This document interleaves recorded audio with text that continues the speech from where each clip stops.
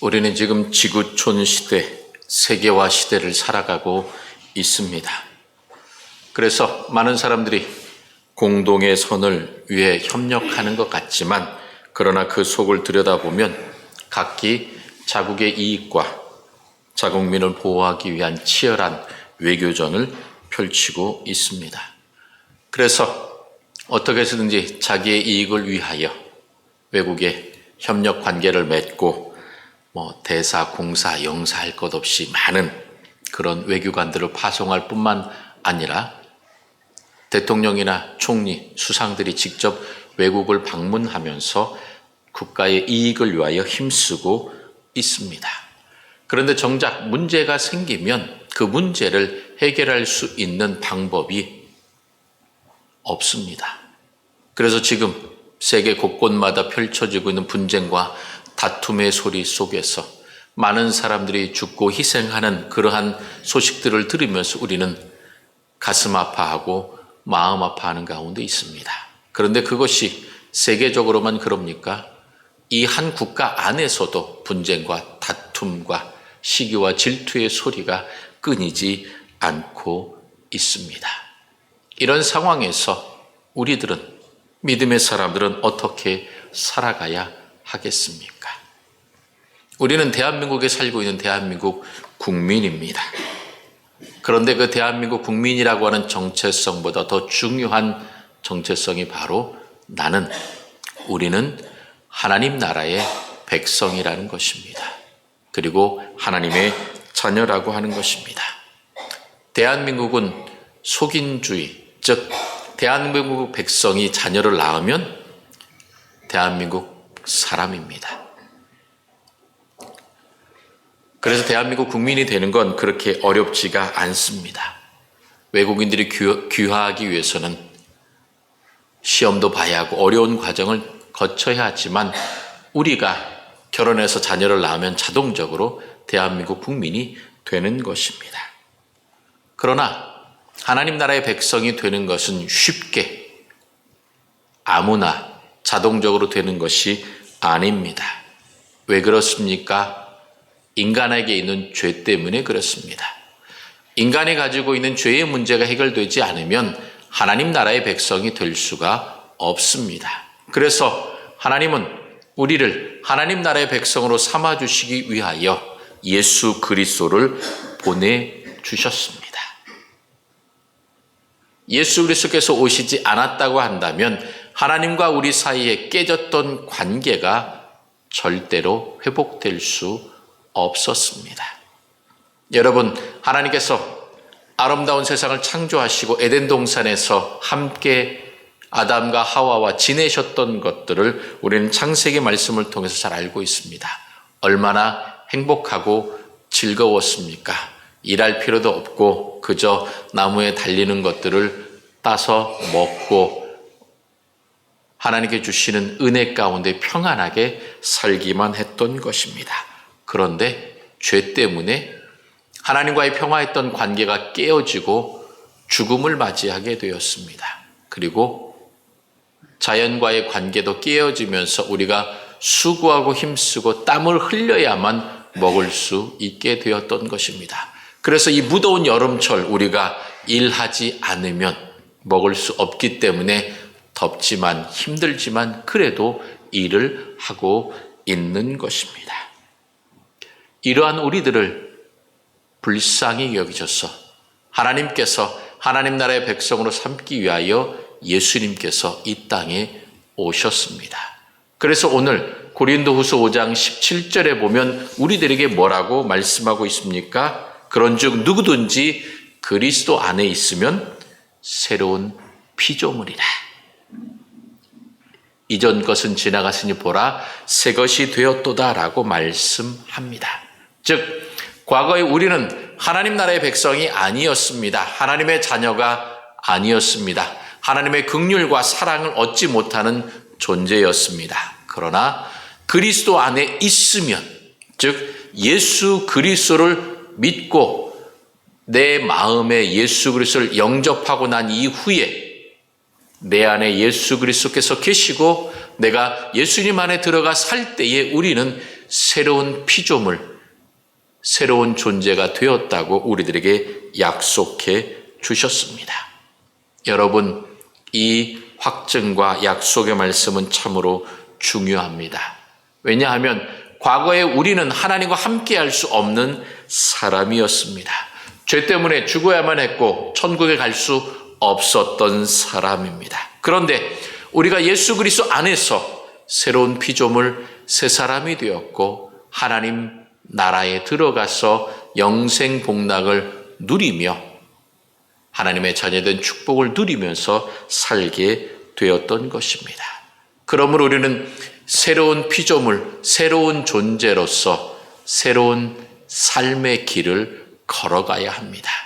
이전에 내 과거의 모습으로 되돌아가는 것이 아니라 새로운 삶의 길로 나아가야 할 것입니다. 그러면 새로운 삶의 길로 나아갈 때 우리는 어떻게 살아가야 합니까? 첫 번째로 우리는 이 죄악된 세상에서 살지만 나는 하나님 나라의 백성이다라고 하는 사실을 여러분 잊지 말아야 합니다. 왜 하나님 나라의 백성이 중요합니까? 하나님 나라의 백성은 하나님의 자녀요. 하나님께서 우리에게 주실 영원한 상급과 기업을 받아 누릴 사람이기 때문에 그 사실을 우리는 잊지 말아야 합니다. 지난주에 문산역에 나갈 일이 있어서 문산역을 지나서 쭉 지나다 보니 큰 건물, 아마 예전에 예식장 건물이었던 것이 지금 다른 곳으로 바뀐 곳 어딘지 여러분 아실 것입니다. 제가 실명을 이야기하지 않겠지만 지나다 보니 그 현관문에 뭔가 하나 붙어 있더라고요. 유심히 봤더니 땡땡땡 출입 금지. 그래서 고개가 갸우뚱했습니다. 아니 서로 피차 마찬가지인데 왜 서로 간에 들어오지 못하게 할까? 즉 하나님과 상관없이 자기들 안에서 자기들 안에 영생이 있다라고 이야기하는 소위 이단끼리 출입을 금지한다고 붙여놓은 걸 보면서 참 재미있다라는 생각이 들었습니다.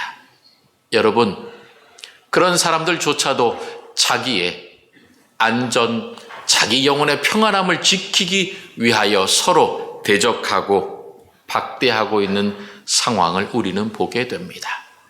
특별히 우리는 이 죄악된 세상을 살아가면서 우리들을 넘어뜨리기 위하여 얼마나 많은 유혹과 시험이 우리들에게 다가오고 있습니까? 그럴 때마다 여러분, 나는 하나님 나라의 백성이다. 하나님 나라에서 나는 새롭게 된 사람이라고 하는 사실을 잊지 말아야 합니다. 그러므로 과거의 모든 죄악과 허물이 나를 쓰러뜨려 넘어뜨리려 할지라도 여러분 그것에 넘어가서는 안 됩니다.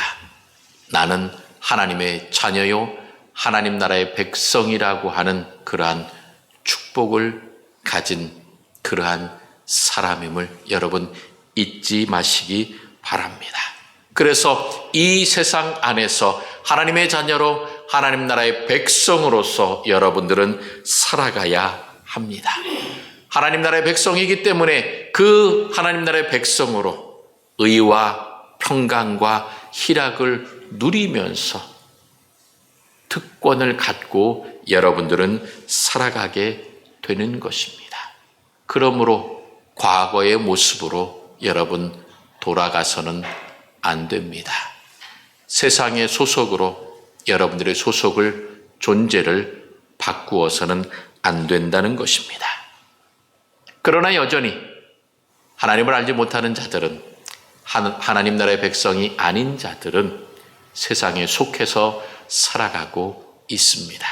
그러면서 나는 의로운 자다, 정직한 자다, 올바르게 살아가고 있다라고 스스로 자랑스럽게 생각합니다.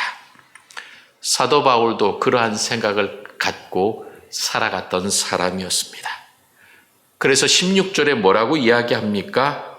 그러므로 우리가 이제부터는 어떤 사람도 육신을 따라 알지 아니하노라. 왜 사도 바울이 이렇게 이야기합니까? 전에는 내가 예수님이라고 하는 분을 육신을 따라 알았다라는 것입니다. 사람의 생각을 따라서 알았다라는 것입니다.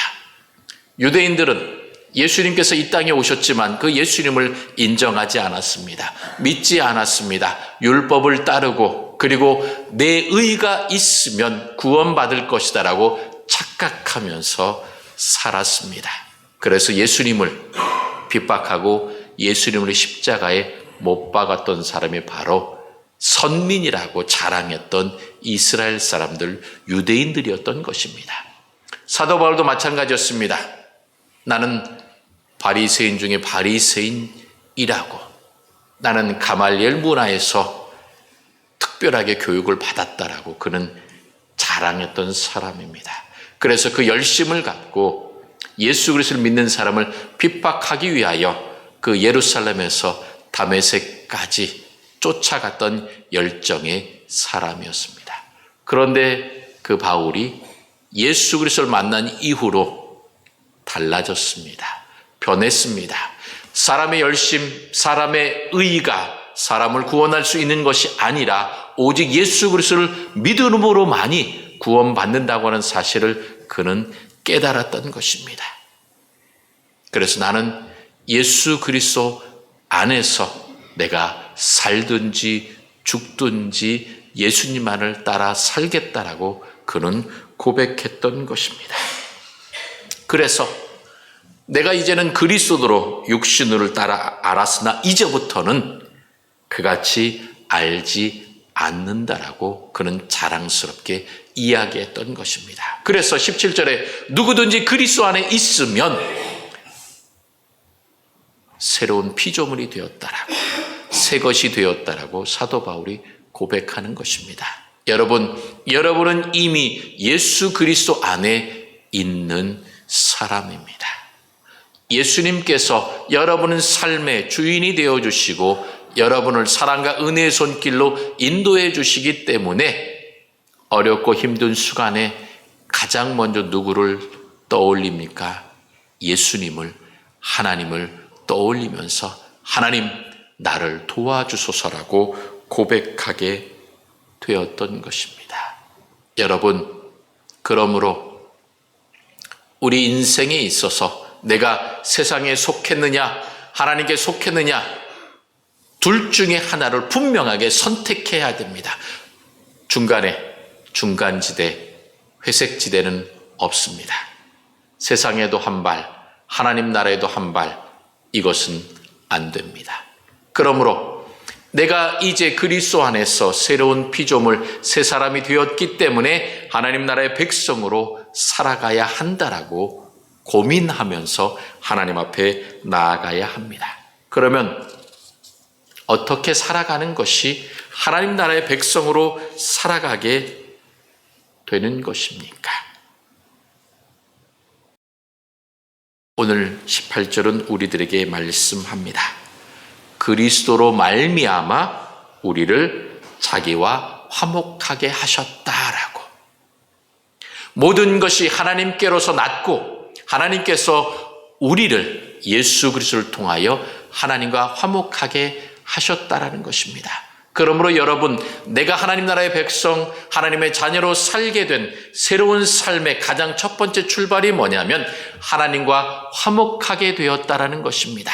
즉 하나님과 더 이상 분쟁과 다툼이 있는 것이 아니라 하나님의 사랑과 은혜가 늘 내 안에 있기 때문에 여러분의 얼굴에, 여러분의 마음에, 여러분의 삶에 하나님의 평안, 하나님의 기쁨, 사랑, 은혜가 언제나 흘러넘칩니다. 여러분 거울을 가만히 들여다보시면 어떻습니까? 멋있습니까? 예쁩니까? 거울 보면서 나 참 예쁘다, 나 정말 잘생겼다, 이렇게 스스로 감동하십니까? 쑥스럽게 무슨. 그러나 여러분, 거울을 보실 때마다 감동하셔도 괜찮습니다. 왜냐? 여러분의 얼굴 안에 하나님의 사랑, 예수님의 형상이 드러나고 있습니다. 여러분 믿음 생활하면서 사람들에게 그런 이야기를 들어보셨을 겁니다. 표정이 달라졌다고, 얼굴이 환해졌다고, 얼굴이 폈다고 이야기를 들어보셨을 것입니다. 왜 그렇습니까? 내 안에, 내 얼굴에 하나님의 사랑과 평안과 은혜가 분명히 존재하고 있기 때문입니다. 그러므로 여러분, 세상을 살아가면서 세상 사람들에게 저 사람을 볼 때마다 내 마음이 너무나도 평안하고 기쁘다.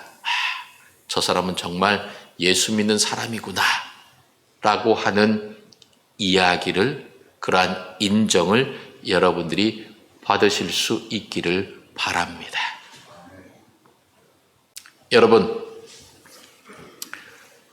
여러분이 목욕탕에 아마 자주 가실 겁니다. 목욕탕 가서 사람이 같이 못 가면 등에 손이 안 되니까 누구를 부릅니까? 세신사, 몸을 깨끗하게 해주시는 불러서 깨끗하게 딱 씻고 그러고 나옵니다. 그렇게 나와서 다시 더러운 옷을 여러분 입고 집에 오시는 분이 있습니까? 없습니다. 깨끗하게 되었으면 속옷부터 새 옷을 싹 입고 그리고 상쾌한 기분으로 집에 오고 삶을 살아가게 되는 것입니다. 여러분, 예수 그리스도 안에서 새 사람이 되었습니다.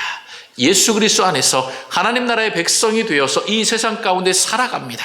그런데 이 세상이 우리로 하여금 죄로, 미움으로, 시기와 질투와 다툼으로 우리를 넘어뜨리려고 하고 우리에게 그 검정 것들을, 더러운 것들을 때를 묻히려고 무진장 노력합니다. 그럴 때마다 여러분, 때가 묻을 수 있습니다. 내가 혹시 실수할 수 있습니다. 잘못할 수 있습니다. 죄를 지을 수 있습니다. 그럴 때마다 예수 그리스도의 그 보혈의 능력을 의지해서 하나님께 기도하고 회개하면 하나님께서 우리를 다시금 깨끗하게 해주십니다. 정결하게 해주십니다. 그러면 그 감사와 기쁨을 갖고 우리는 늘 찬양해야 합니다. 감사의 고백을 드려야 합니다. 그러므로 여러분의 삶 가운데에 하나님을 향한 감사와 찬양의 고백이 얼마나 흘러나오고 있습니까? 여러분이 깨끗해진 것에 대해서, 새로운 피조물, 하나님의 자녀, 하나님 나라의 백성이 된 것에 대하여 얼마나 자랑하고 계십니까? 이미 하나님과 화목하게 되어서 하나님의 평안과 은혜의 품 안에서 내가 늘 안겨서 살아가고 있는데 이마에 내 천자를 그리고 조금만 힘들다고 짜증내고 불평하고 원망해서는 되겠습니까? 여러분, 그렇게 하지 마십시오. 하나님의 사랑, 하나님의 은혜가 늘 나와 함께하고 있기 때문에 그 하나님의 사랑, 은혜를 기억하면서 어렵고 힘들어도 이 또한 주님 안에서 지나가게 될 것이다. 주님께서 내 모든 것을 아시니 나에게 위로해 주시고 이 모든 것들을 해결해 주실 것이다 라고 하는 그 확신과 믿음을 갖고 여러분 감사하십시오. 기도하십시오. 찬양하십시오. 그러면 여러분 마음 가운데 하나님의 사랑과 놀라운 은총이 여러분들의 얼굴에, 삶에, 모든 삶의 터전에 평안함으로, 은혜로 채워주시고 함께해 주실 것입니다. 우리들은 더 이상 죄와 죽음과 사단의 권세가 우리를 힘들게 할 수 없습니다. 하나님이 이미 우리를 새로운 존재로 만들어 주셨기 때문입니다. 그래서 이사야 26장 3절과 4절에 이렇게 우리들에게 약속합니다. 주께서 심지가 견고한 자를 평강하고 평강하도록 지키시리니 이는 그가 주를 신뢰함이니이다. 너희는 여호와를 영원히 신뢰하라. 주 여호와는 영원한 반석이심이로다. 아멘. 우리들의 마음, 우리들의 생각, 모든 것들을 하나님께 맡기고 의지하고 주님 앞에 나아가면 하나님께서 우리들을 평강하고 평강하도록 지켜주신다는 것입니다. 우리들의 삶의 영원한 반석이 하나님께서 되어 주신다고 하는 것입니다. 그러므로 여러분, 나는 하나님과 화목한 사람입니다. 하나님의 평화를 늘 내게 주십니다. 그러므로 난 그 평화 안에서, 기쁨 안에서, 행복하게 살아갑니다라고 자신 있게 자랑하면서 하나님 앞에 감사와 찬양의 고백을 드리고 우리들의 주변에 정말 힘들어하고 어려워하는 사람들을 향하여 하나님의 평강이 당신에게 함께하기를 내가 기도합니다. 하나님을, 예수님을 믿어보십시오. 그러면 당신의 삶이 달라질 것입니다. 새로운 피조물, 새로운 존재가 될 것입니다라고 여러분들이 자랑하면서 권면하는 삶을 살아가야 할 것입니다. 그러면서 세 번째로 우리가 새로운 삶의 길을 갈 때에 하나님께서 우리들과 화목하게 하시고 우리들에게 평안함과 은혜를 허락해 주셨으니 우리들에게 귀한 직분을 주셨습니다. 그것이 무엇입니까? 18절에 보면 우리에게 화목하게 하는 직분을 주셨다라고, 그리고 19절에 보면 화목하게 하는 말씀을 우리에게 부탁하셨다라고 말씀합니다. 여러분, 하나님께서 우리들에게 그 화목하게 하는 직분을 주셨습니다. 즉 여러분이 있는 그곳은 언제나 평안과 기쁨이 넘쳐야 합니다. 그런데 어느 조직이나 꼭 가면 트러블 메이커가 있습니다. 그 사람만 가면 꼭 분쟁과 다툼이 일어나는 사람이 있습니다. 그러나 그곳에 여러분들이 가 계시면, 여러분들이 있으면 여러분들이 피스메이커, 평화를 만드는 사람, 화목하게 하는 사람이 되어서 그 모든 사람들에게 평안과 기쁨을 전해줄 수 있는 그런 귀한 축복의 존재들이 될 수 있기를 바랍니다. 화평하게 하는 사람이 되어야 한다라는 것입니다. 그러면서 하나님께서 우리들에게 화목하게 하는 말씀을 부탁하셨다. 즉 사람들에게 아직 예수 그리스도를 몰라 늘 불평하며 원망하며 어렵고 힘들게 살아가는 사람들에게 하나님을 믿어보십시오. 하나님께 나아오십시오. 하나님이 당신을 사랑하십니다 라고 하는 이 하나님과 함께하는, 화목하게 하는 그 말씀을 우리들에게 부탁하셨다는 것입니다. 그러니 하나님이 우리들에게 부탁하셨다. 그러니 그 부탁을 우리는 어떻게 해야 되겠습니까? 들어야 되겠습니다. 하나님께서 우리들에게 부탁해 주셨는데 그것을 우리가 지켜야 할 것입니다. 그래서 우리는 세상을 향해서 하나님이 이 세상을 이처럼 사랑하사 독생자를 주셨으니 이는 그를 믿는 자마다 멸망하지 않고 영생을 얻게 하려 함이니라 하고는 요한복음 3장 16절의 말씀을 기억하면서 하나님께서 이 세상을 사랑하셨습니다. 그리고 당신도 사랑하십니다. 그러므로 어렵고 힘들 때 그 하나님의 사랑을 의지해 보세요. 믿어 보세요. 하나님 앞에 나아오십시오. 어떻게 할지 모르면 파평교회로 나오십시오. 파평교회가 무엇입니까? 그러면 집 근처에 있는 교회라도 나가십시오. 이렇게 여러분들이 권면하면서 화목하게 하는 말씀을 여러분들이 전파해야 할 것입니다. 그러면 그 화목하게 하는 그 말씀을 들을 때에 그들 마음에 놀라운 변화가 있게 될 것입니다. 그런데 문제는 뭐냐? 이 화목된 사건, 화목하게 되어 우리들의 삶이 변화된 것이 분명한데도 그것을 여전히 받아들이지 않고 죄와 죽음의 동굴에 숨어 있는 사람들이 참으로 많다라는 것입니다. 2차 세계대전 때 필리핀에서 근무하던 이 오노다 히로라는 그 일본군 장교가 있었습니다. 그는 필리핀 루방 섬에서 복무를 하고 있었는데 1945년 2월 연합군이 그 루방 섬을 점령하면서 대부분의 일본군은 포로로 잡히거나 전사했는데 이 소위는 자기 동료들과 함께 모두 4명이 정글 깊은 곳으로 숨어 들어갔습니다.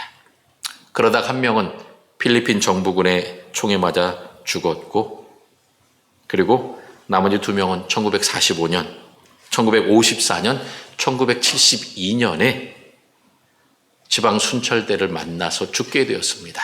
오로지 이 오노다 소이 한 사람만 살아남게 되었습니다. 그래서 그 사람은 2차 세계대전이 끝났다는 것을 믿지 않았습니다. 왜냐? 자기에게 명령이 떨어지지 않았기 때문에.